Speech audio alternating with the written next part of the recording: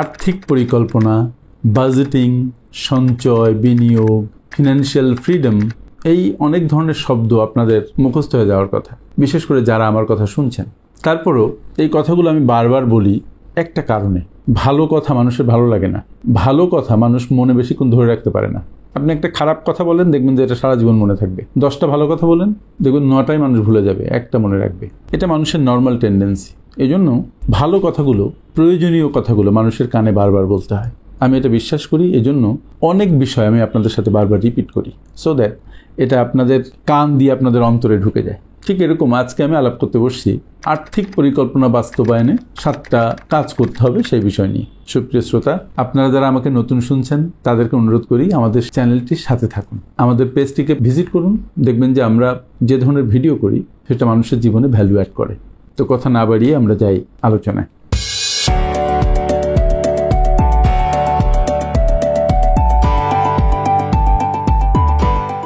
বলছিলাম যে আর্থিক পরিকল্পনা বাস্তবায়নে আপনি 7টি কাজ করবেন।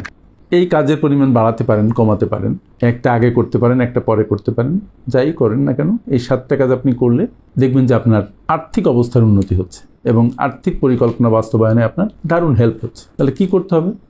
Number 1, set financial goals. প্রথম কথা হচ্ছে, আপনি যদি কোনো গোল নির্ধারণ না করেন তাহলে আপনি করবেনটা কি?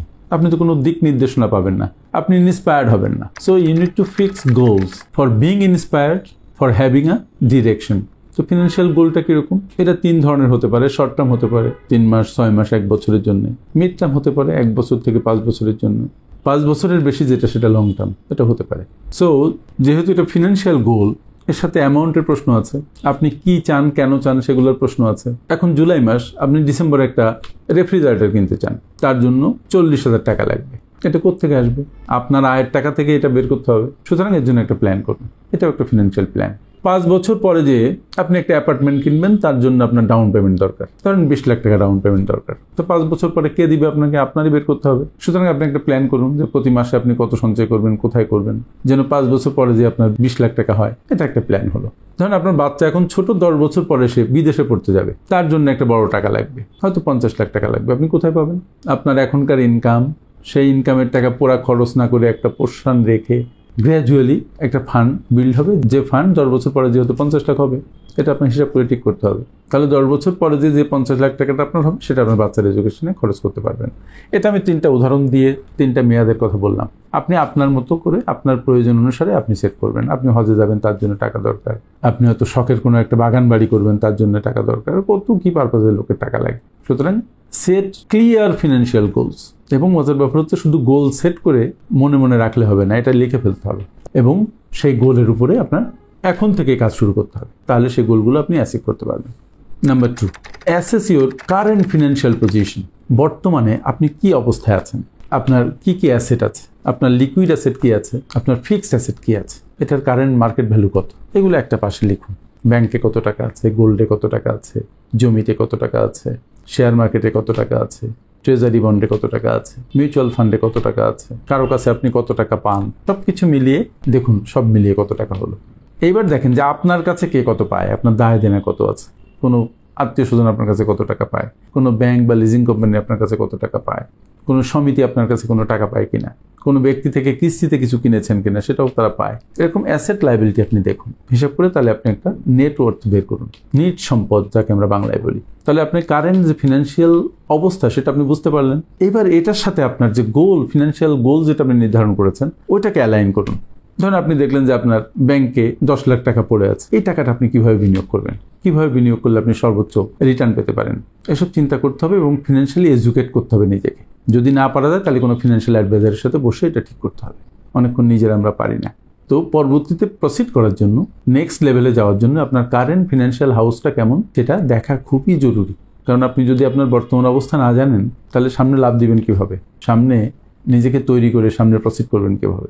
Number 3, create a budget. বারবার বলি আমি, বাজেট তৈরি করুন, বাজেট তৈরি করুন। মূলত এক্সপেন্ডিচার বাজেট। আপনার ইনকাম আছে 1 লাখ টাকা বা 50,000 টাকা, যাই হোক না কেন, যার যেটা ইনকাম, এই টাকাটা আপনি কিভাবে খরচ করছেন, কিভাবে সামনে খরচ করবেন, তার জন্য একটা বাজেট করা। এবং বাজেট করার সময় একটা জিনিস খেয়াল রাখবেন, আমি বারবার বলি, সেটা হচ্ছে টেক হোম স্যালারির 10, 15, 20 যতটুকু পারেন এই পার্সেন্টেজ টাকা আপনি আগে সঞ্চয় করে নেবেন। নেয়ার পরে যেটা থাকবে সেটা বাজেটিংয়ের মধ্যে ফেলবেন, ফেলে সেটা খরচ করবেন। খরচের আবার বিভিন্ন রকম জিনিস আছে, ডেইলি নেসেসিটিস, বাড়ি ভাড়া, খুবই প্রয়োজনীয় খরচ যেগুলো, এডুকেশন, খাবার। আবার কিছু কিছু আছে অত প্রয়োজনীয় নয় কিন্তু আমরা কিনি।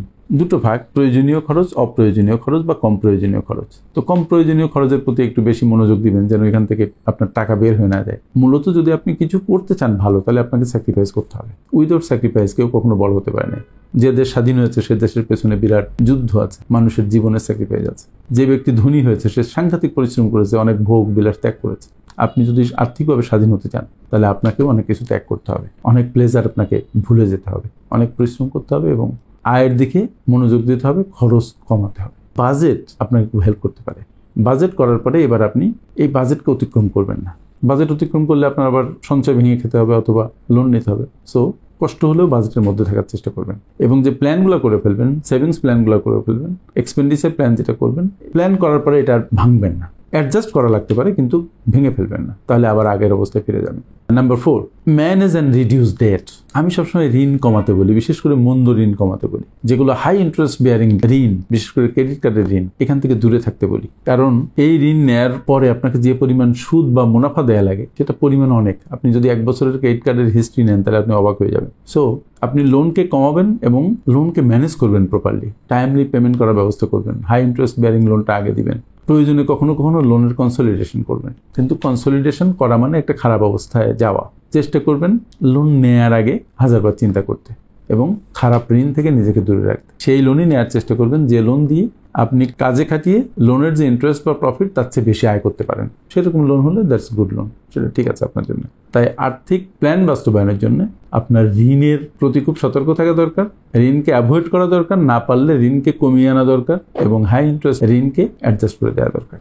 ঋণ মুক্ত জীবন প্রজাপতির জীবন, এটা মনে রাখতে হবে। Number 5, as usual build an emergency fund. আপনার 6 মাস থেকে 1 বছর বা 2 বছর চলার মতো ফান্ড আপনি একপাশে সরিয়ে রাখবেন, যেটা ইজিলি এনক্যাশ করা যায়। এটা আপনার বৃষ্টির দিনে ছাতার মতো ভূমিকা পালন করবে। এটা আপনার বিপদে আপনাকে সাংঘাতিকভাবে রক্ষা করবে। আপনার বিপদ আসলে যদি ইমার্জেন্সি ফান্ড না থাকে তাহলে সমস্ত আর্থিক প্ল্যান উল্টাপাল্টা হয়ে যায়, সবকিছু নষ্ট হয়ে যায়, মাঝখান থেকে ডিপোজিট ভেঙে খেয়ে ফেলতে হয়। It is very dangerous. ফলে আমি বারবার বলি it's a must. Number 6, invest for the future. ভবিষ্যতের জন্য আপনি বিনিয়োগ করবেন। শুধু সঞ্চয় আপনাকে আর্থিকভাবে স্বাবলম্বী করতে আসলে পারবে না, কারণ সঞ্চয় কোনোভাবে আপনার ইনফ্লেশনারি অ্যাডজাস্টমেন্ট হয়তো করে ফেলতে পারবে কিন্তু তার বেশি করতে পারবে না। মানে সঞ্চয় হয়তো আপনার টাকার রিয়েল ভ্যালুটাকে এক জায়গায় রাখতে পারবে, তারপরেও পারা কঠিন। কারণ রেট অফ ইনফ্লেশন যদি হয় 10%, সেভিংস আপনার কয় পার্সেন্ট দেয়?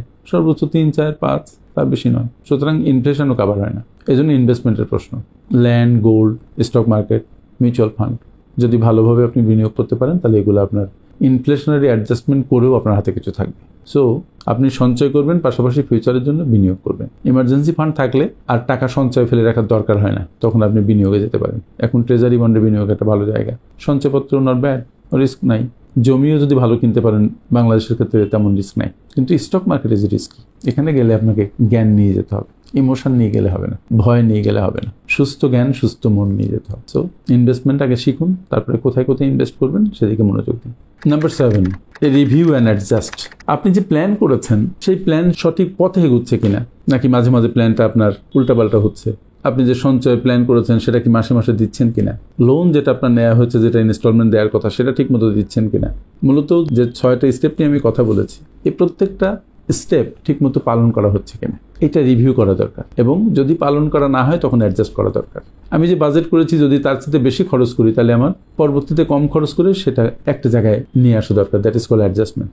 হঠাৎ করে আমার একটা টাকা বেরিয়ে গেছে যেটা আমার অন্য একটা পারপাজের জন্য বাজেট করা ছিল, তাহলে কি করব? আমি হয় অন্য যে পারপাজে বাজেট করা ছিল সেটা করব না, অথবা সেটা কম করব, আর একটা জায়গায় কম করব, করে এই টাকাটা অ্যাডজাস্ট করব। সুতরাং এটা লিখে রাখার ব্যাপার, এটা বারবার রিভিউ করার ব্যাপার, দেখার ব্যাপার। আপনার কাছে অফুরন্ত টাকা থাকে না যে আপনি যে কোনোভাবে খরচ করতে পারেন। সুতরাং আপনার টাকা খরচের ব্যাপারে আপনি খুব কেয়ারফুল থাকবেন। আর একটা বিষয় হচ্ছে চেষ্টা করা দরকার যে টাকা ইনকাম বাড়ানো যায় কিনা। সুদ ঘুষ খেয়ে বলি না, আপনি আপনার বসের সাথে নেগোশিয়েট করতে পারেন, নিজের কোয়ালিটি ইমপ্রুভ করে আরও দক্ষতা বাড়িয়ে আপনি আউটসোর্সিং করতে পারেন, আপনি কনসাল্টিং করতে পারেন, চাকরি ফাঁকে ফাঁকে সম্ভব।